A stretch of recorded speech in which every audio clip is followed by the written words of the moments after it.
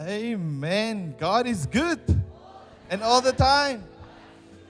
Die Here is goed, nee. Kyk my mooi vrou julle. Daai's nou my gubbes. Né? Emerentia. Lyk sy nie pragtig hè? Sister, dit is powerful. Kom ons gee die Here 'n lieflike hande klap man. Jy mag die sitplekke inneem. Dan het ons ook vir Sammy. Doeksleerder gewees, graad 4, né? Graad hoeveel? Staan op, laat ons jou sien. Staan op, laat hulle sien. Come on. Die was ons 'n doeksleerder gewees by Parkdien Primêr en vir die wat ons miskien nou uitgelaat het, die Here is regtig goed vir ons kinders. Sy hand is op ons kinders se lewe en dit is belangrik om praise reports saam met mekaar te kan share.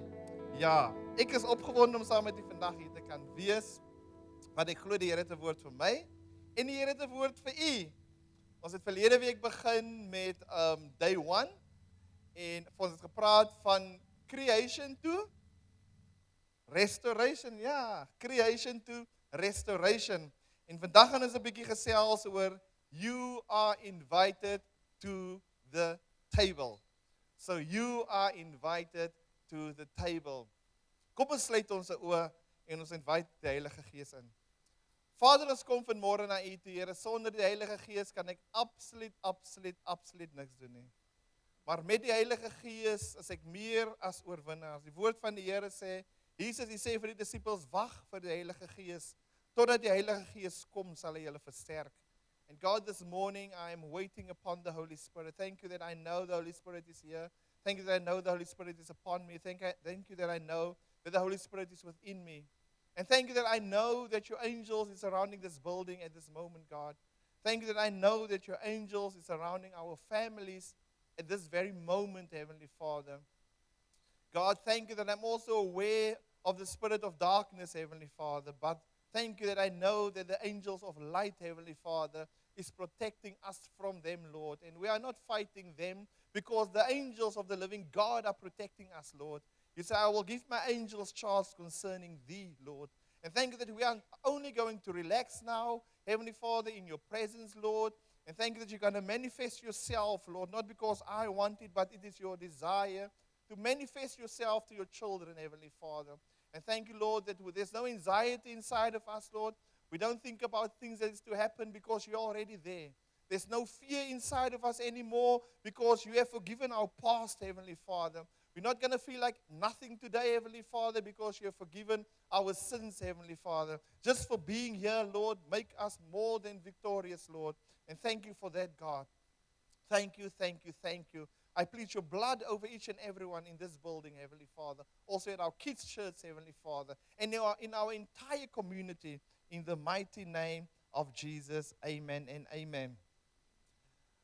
Terwyl ek daar staan en ek worship die Here en ek sê, Here, een ding wat ek nie kan doen nie, is om op te hou die waarheid te praat. En ek raak bewoe, want baie keer as jy kyk en jy sien dinge werk nie, of mense raak minder of meer, dan besef jy, moet ek nou teruggaan waar ek was, of moet ek aangaan met die waarheid? En ek sê, God, as long as I have breath in my lung, I will speak the truth. But I will do it with love and I will do it with grace, because the Bible said Jesus was full of grace and love and truth. That was inside of Jesus. En ek hou van Woudie Bakker, maar hy is nou oorlede. Een van sy woorde wat hy gesê het, I would rather speak to people and make them offensive in their heart than to speak and see them in heaven one day, than to speak to people and let them feel happy and see them in hell one day. And that is my duty as this pastor. Maar die Here het my geroep om te kyk na sy skape. Die Here het my geroep om u te voed. Die Here het my geroep om u sterk te maak. Die Here het my geroep om vir u te sê, so sê die Here, Here van die leerskare. En vanmôre is ek hier om u te leer dat die Here sê, you are invited to the table. Is volgens vir my 'n bietjie moeilik om van die volgende ding 'n voorbeeld te maak, wat eintlik hartseer is, maar daar's 'n ander ding wat ek aan kan dink, van wie ek so 'n goeie voorbeeld kan maak nie. Ons gaan vanmôre praat oor covenant. Covenant versus contract. What a covenant is. Wat 'n covenant is 'n hoe het ek gesê Afrikaanse woord? Verbond. Wat is 'n verbond en wat is 'n kontrak? Ek dink baie van ons Christene is in kontrak met God. En ons is nie in verbond met God nie. En dit is belangrik to move into covenant with God because we serve a God of covenant. En ek dink, Here, wat 'n voorbeeld kan ek maak wat relevant is, wat ons mense kan aan relate in covenant? Wat is daar wat so solid is? Wat ons kan verwys na 'n covenant wat mense kan sê, ja, dit is nogal so. En is hartseer om dit saam met u te deel, want dit moet actually die kerk gewees het. Ek moet actually verwys het na die huis van die Here, maar 'n plek waarna toe ek moet gaan is gangsterism. As jy nou mense gaan kyk wat weet wat covenant is, wat weet wat 'n verbond is dit gangsterism. Hulle noem hom blood in, blood out. Because gangsterism is to do, jy gaan met bloed inkom en jy gaan met bloed uitgaan, because the enemy understand the purpose of covenant. That's why sometimes, because when you leave a covenant, there is consequences involved. Dis hoekom baie mense sukkel om met gangsterism uit te kom, want daar is consequences involved. It is not a contract, dit is 'n verbond. En die vyand het gaan maak, what the devil, hy het gaan draai dinge wat vir ons moet gebenefit het hy gesê, you know what, I'm going to make them blind, and I'm going to show them what covenant really is, but in the dark world. En as jy gaan kyk na gangsterism, al wil hulle nie daar wees nie, is dit moeilik om daar uit te kom. Hulle sê jy het met bloed ingekom en jy gaan met bloed uit. Die enigste ander bloed behalwe menslike bloed wat jou uit gangsterism kan uitneem, is wanneer jy jou lewe vir die Here gegee het. Dan is dit net die bloed van Jesus wat jou daar kan uitkry. Because the enemy understand what covenant mean.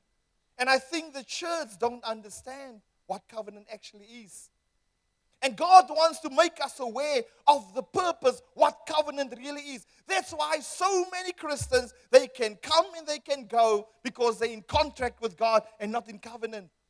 Dis hoekom dit baie keer so moeilik is vir 'n black backslider om op te staan, because a covenant had consequences. Jy kan nie die Here dien soos jy wil en net gaan en verwag dit moet goed gaan nie. There will be consequences. Want Jesus het die prys vir jou en vir my betaal. Maar wat is die een van die doele wat die Here, die Heilige Gees wil bereik vandag is? He wants all of us to know that you are seen by God. You are seen by God. Don't ever let the enemy tell you that you're not seen. You are valued in His covenant. You are valued in His covenant. Sal later 'n bietjie dieper in. You are empowered by His Spirit. If you feel weak, tell yourself, I am empowered by the Spirit of the living God. And you are called to apply and multiply what you have learned. You have called to apply and to multiply what you have learned. Jy sal altyd meer toeskouers op 'n veld sien as spelers. Die toeskouers het meer sê en die toeskouers raak gouer op because they are not committed. Covenant has to do with commitment. En ons gaan 'n bietjie dieper daarin kyk. Maar voor ons daar gaan, ek hou van om te luister wat in ons gemeenskappe aangaan. Because I say, God, I want to be relevant when I teach your word. Ek kyk wat aangaan, nie net in die gemeenskappe nie, maar ook in die kerk. En 'n ding wat ek baie keer in die laaste tyd optel is, a lot of us have a lot of excuses. A lot of excuses, but it's valid excuses. But it's not priority excuses. Our excuses are valid. I have to do this. But we don't prioritize God above what He has given us. Jy kan in die kerk gaan kyk, almal het 'n verskoning, hoekom ek nie daar kan wees nie. Almal sal 'n verskoning het oor hoekom ek nie kan gee nie. Almal kan 'n verskoning het of hoekom ek nie small group, en is valid excuses. Toe Jesus met die manne praat, die koning die ouens nooi na sy maaltyd, het hulle valid excuses gehad. God sê nie dat jy nie excuses kan hê nie, maar override your excuses, the presence of Lord. En dit maak my innig hartseer om te kyk hoe die kerk en hoe die mens hulle self stel bo God. God bless us, but when He bless us, we forget about Him. Why do we forget about God? It's because sometimes we don't live ons lewe in gratitude uit nie. Hoe meer ek gaan dankbaar is vir wat die Here vir my gedoen het, hoe meer gaan ek by die Here wil bly. As ek my oë oopmaak, thank you God. Is your air in my lungs. As ek na my werk toe gaan, dankie Here. Dit is U wat die werk vir my voorsien het. As ek na my kinders kyk, dankie Here vir die pragtige kinders wat U vir my gegee het.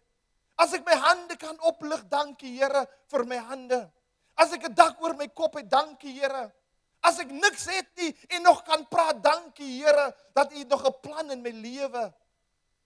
And people give up because we are not grateful. But the enemy comes and he don't want us to be grateful. What does the enemy do? He keep us busy. He keep us busy. He don't create time for us to be grateful.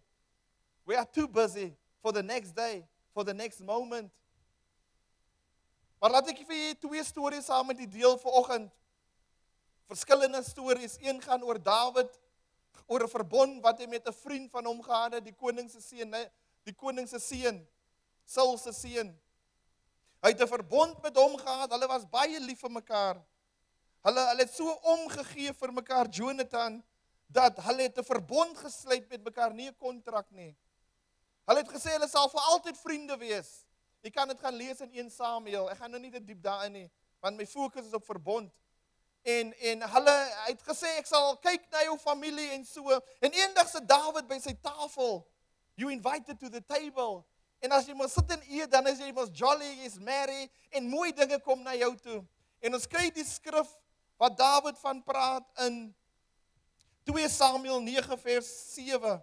Dit is nou nadat hy vir Mephibosheth genooi het. Dit is Saul se seun. Nou Saul se seun in die Bybel, in Samuel gaan jy dit sien, toe hulle uitvind dat Saul en sy seun Jonathan in die oorlog gesterf het, het een van die helpers die kind gevat en sy het gehardloop en toe val hy en toe word hy krepeel in sy bene. So met ander woorde, hy was 'n krepelseun en hy het in 'n plek gebly waar dit ook maar nie goed gegaan het nie, 'n plek waar daar nie hoop was nie, het hy ingebly. En hy was bang want hy het gehoor wat het sy paale of sy oupaale gemaak het in Dawid. Dis 'n kort storie, maar ek sal die aanbeveel gaan lees vir 2 Samuel. So hy sit met vrees ook.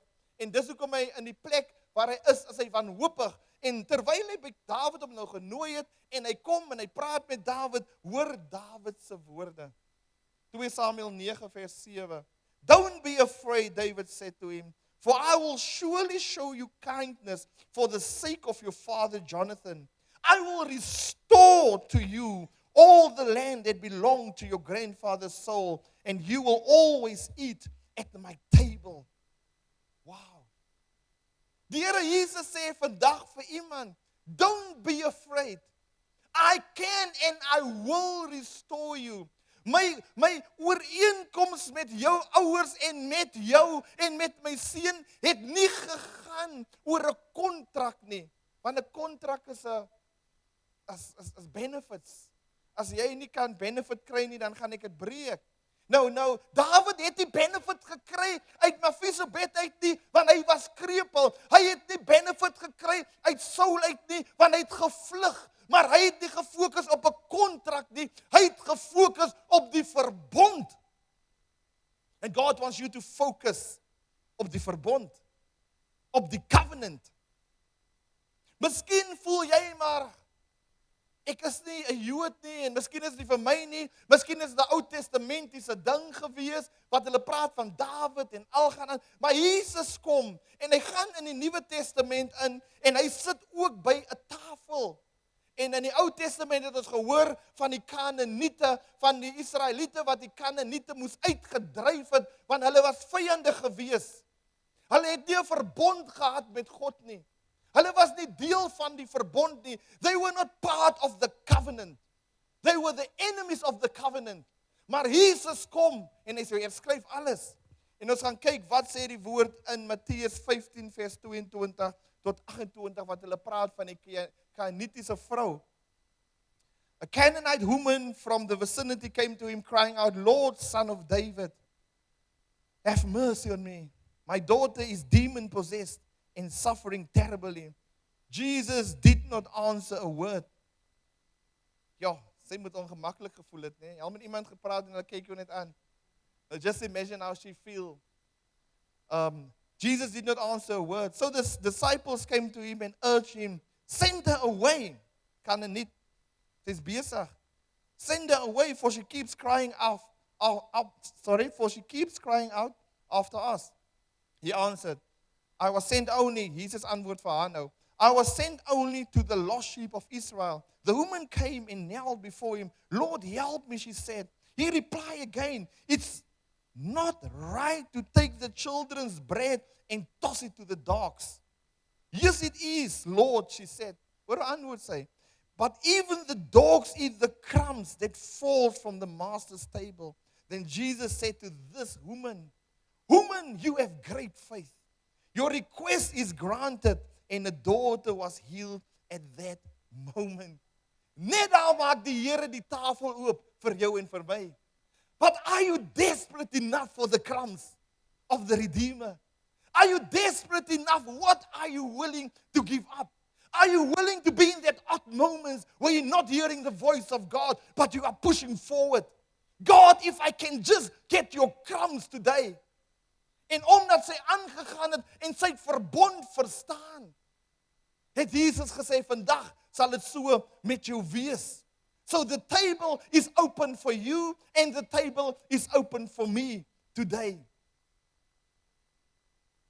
So let's talk about covenant. Ons gaan hier agterop kom. God's kingdom is built on covenant, not on convenience.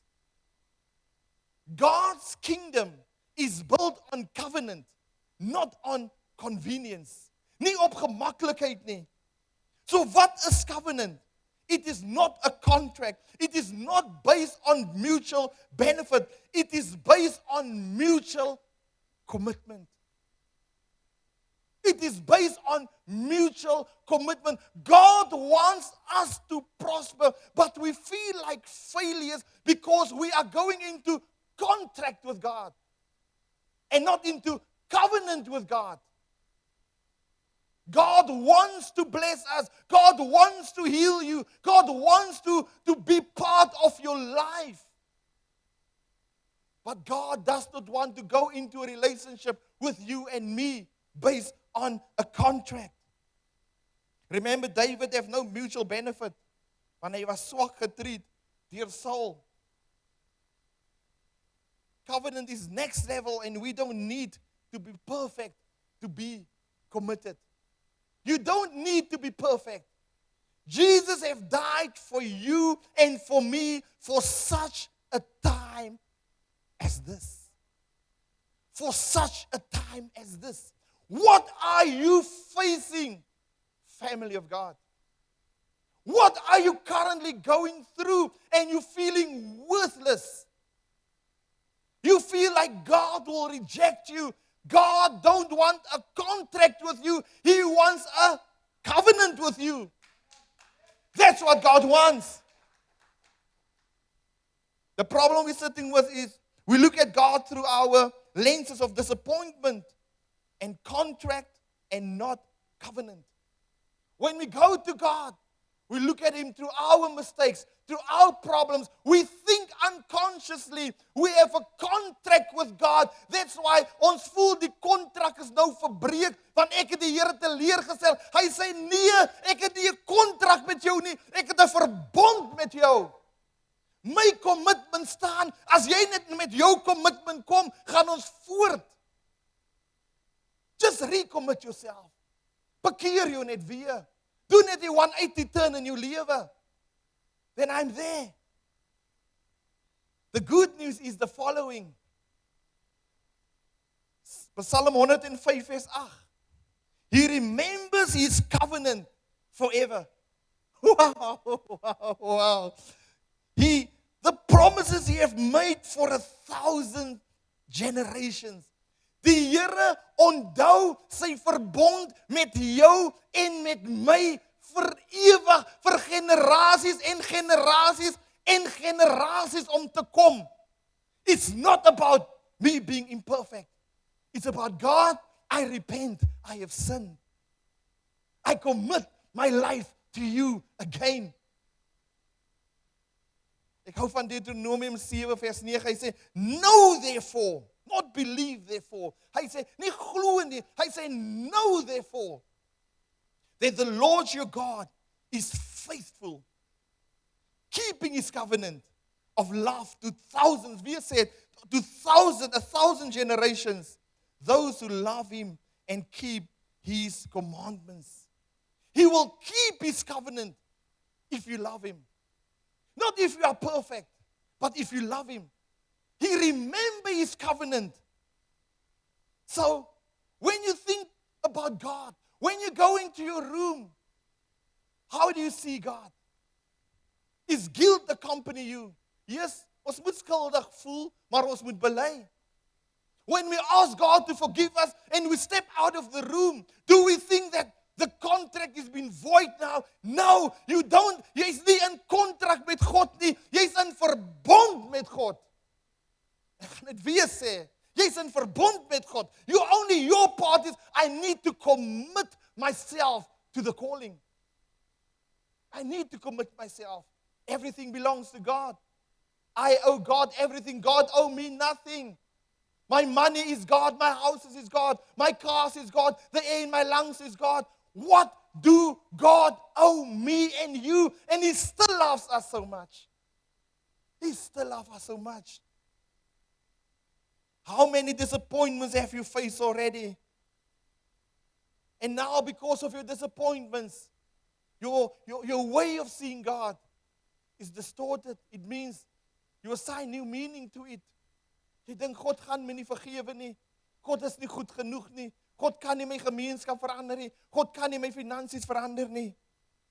But covenant is the language of a solid relationship. Covenant is a language for a solid relationship. Covenant reveals the character of God and reveals your character, not the contract. Covenant will show you who God is. But what happens when covenant is not taught? Wat gebeur as ons nie leer wat covenant is nie? People become consumers instead of covenant partners. They serve God for benefit, not for relationship. Faith becomes transactional, not relational. Without covenant understanding, people misinterpreted the grace as permission. I can sin because there's grace. You cannot sin because there's grace. You're going to carry the consequences.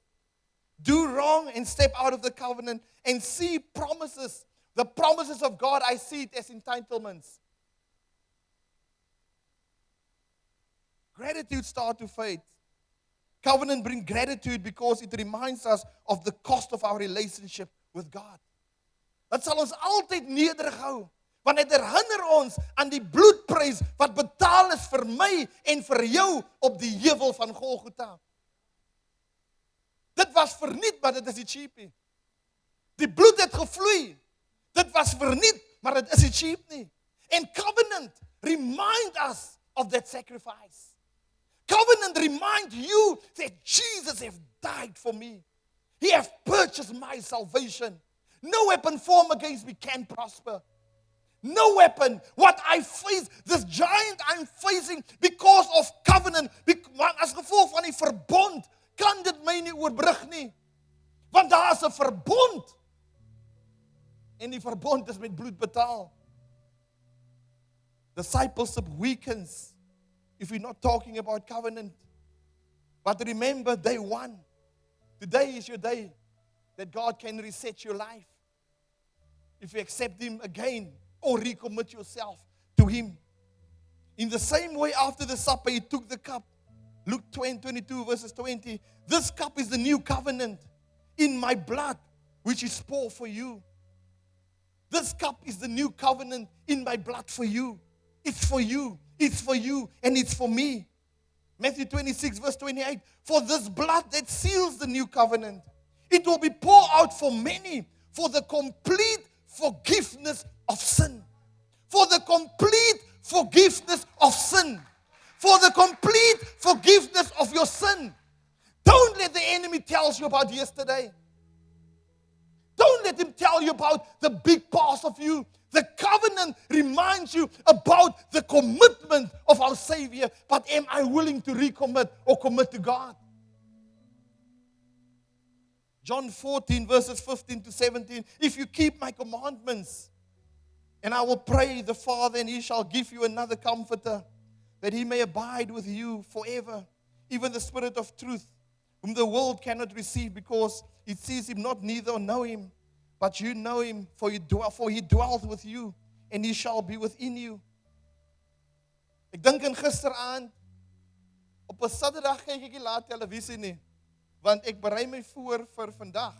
Ek maak my reg. Maar gistermiddag het ek 'n bietjie gaan slaap. 2 ure geslaap. En gisteraand kon ek nie slaap nie en toe kyk ek rugby. Well done, bokke. Come on. Ja. En terwyl ek die rugby kyk gisteraand en ek dink, "Jo, gaan ek nou my mind deurmekaar kry want ek moet by die kerk wees en die Gees van die Here sê vir my kyk, maar ek is ook bly ek kyk nou." But anyway, en die wat nog nie gekyk het nie, dit gaan nie oor die rugby nie. Die Bybel sê wie oor het laat hom hoor wat die Gees van God vir jou wil leer vandag. En terwyl ek die rugby kyk en in die eerste helfte kry een van ons Locks, hy kry 'n rooi kaart. En ons kaptein Siya Kolisi, hy speel sy 100ste toetsgame. En hy, een van ons Locks, wat is sy naam nou weer in elk geval? Lode Jager, hy speel 'n fenominale rol. Hy moet daar wees. As hy nie daar is, moet daar ander een opkom. En ons, in die tweede helfte kom ons op en ons sien Siya Kolisi gaan nie op en ons dink, "Jo, hulle het hom alweer misbruik. Hy het maar net die kaptein vir 'n nommer of 'n kleur wat hy nou weer afgehaal is." Maar ons besef nie die conversation wat agter die skerm aangegaan het nie. Omdat Siya Kolisi 'n kaptein is en omdat hy nie selfsugtig is nie, het Siya Kolisi opgeoffer. Hy het sy titel afgegee sodat die span in Suid-Afrika kan wen. You know what? It wasn't for Siya Kolisi about, you know what, it is my 100th test. It was about, can this team win? What can I do to promote them? I have a covenant with them. I'm not in contract with them. I have a commitment with them. En while Siya Kolisi was on the sides, daar was 'n tyd wat een van ons nommer 10 wat nie lekker het in die begin lekker geskop, Sasha, whatever, en op die einde van die dag het hy begin sukkel en ek sien hoe Siya Kolisi langs die kant staan en hy skree vir Sasha, "Yes, you can do it." Hy skree vir die ander manne, die kaptein, "Manne, julle kan, hulle is moeg." Hy empower sy manne because he knows covenant. He knows commitment. And I think he was the best captain, not because he was off the field, but while he was off the field, he was still doing what he was doing. It wasn't about the benefits for him to be there, play his 80 minutes, but it was about the assignment. Do we still have Siya Kolisi's in the spirit here today? Will you give out your position? What I like about our captain is, he knows what he can do. That's why he's not threatened by other people. Sometimes we feel threatened by people. Sometimes we feel threatened by our communities. Sometimes we feel threatened and we don't want to let go. Because we're in contract with God. And we are not into covenant with God. God is asking somebody today, don't you want to let go and come in covenant with me? Look what covenant have done. I'm done. It's going to come up. I'm not going to go through everything. Keep it on. You can take photos. Hou het so vir 30 sekondes op, die skerm aan die agterkant. What the promise of covenant is. Forgiveness, Holy Spirit, adoptions, en so gaan dit aan. But how was covenant sealed? In the Old Testament, it was sealed by animal blood. In the New Testament, new covenant was sealed by the blood of Jesus. Old covenant depended on human obedience. The new covenant depends on Christ have finished the work. Next week, we're going to start with the sermon series, the Thanksgiving sermon series for 2 weeks, where God wants to teach us. I will enter His gates with thanksgiving in my heart. Ek wil die volgende skrif wil ek mee afsluit. Dit is 'n lang skrif, maar ek moet hom met die afsluit. En ek maak klaar met die skrif. Hier is die eerste ene. Revelations 3 verses 20 sê, "Behold, I stand at the door and I knock. If anyone hears my voice and open the door, I will come and eat with him." God wants to sit at the table with you, but you have to open your heart this morning. And I want to end off with the following one. Joy is our covenant key. Psalm 100, vers 1 tot 5. Lift up a great shout of joy to Yahweh. Go ahead and do it. Everyone, everywhere. Worship Yahweh with gladness. Sing your way into His presence with joy. And realize what it really means. We have the privilege of worshiping. We have a privilege of worshiping Yahweh, our God. For He is our Creator and we belong to Him. We are the people of His pleasure. You are the people of His pleasure. Not your past, not anything else, not what people say. You are the pleasure. You are the people of His pleasure. He's my gunsteling. You can pass through, open the gates, and you need a password, and the password is called praise. Amen. Open the gates with a password of praise. Come right into the presence with thanksgiving. Come, bring your thank offering to Him and affectionately bless His beautiful name. For Yahweh is always good and ready to receive you. He's ready to receive you. He's so loving that it will amaze you. So kind that it will astound you. And He is famous. He's famous for His faithfulness. Wow, towards all. Everyone knows our God can be trusted. For He keeps His promise to every generation. God keeps His promise to every generation. You are welcome to the table. Kom ons staan op vanmôre. We're living in a world, a dark world. But God say, I can still use you. I want to invite you to the table. I stand this morning at your door and I knock. Are you willing to open the door so that I can have a meal with you? Terwyl ons oë sluit, wil ek vanmôre uitnodiging maak aan iemand. As daar iemand is vanmôre, ek wil ons prayer warriors na vore roep, ons team leaders, elkeen van julle na vore roep vanmôre. As daar iemand vandag hier is wat 'n gebed nodig het, ons amazing prayer warriors hier voor wat saam met u kan bid, that actually will anoint you today, because it is the anointing that breaks the yoke. But you must be desperate for prayer. If you're not going to be desperate for prayer, it's going to be absolutely nothing. God wants to restore you. God wants to break any contract mindset today. And He wants to bless you with covenant, because it has been paid by the blood of Jesus. Terwyl ons oë gesluit is daar iemand wat vanmôre sê, Here, ek wil U aanneem as my persoonlike saligmaker. Kan U U hand opsteek en ons kan sien vir wie ons bid vanmôre? Ons sien die hand wat opgaan aan die agterkant, die twee hande. God is seeing you. In front, God is seeing you. We see your hands, but God see your hearts. We see it in the middle. God see your hearts.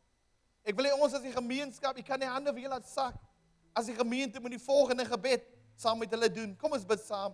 Vader, ons kom vanmôre na U toe. En ons gee ons lewe oor in U hande. Dankie dat ons nou U kinders genoem kan word. Dankie dat U ons vergewe van ons oortredinge. In Jesus naam. Amen en amen.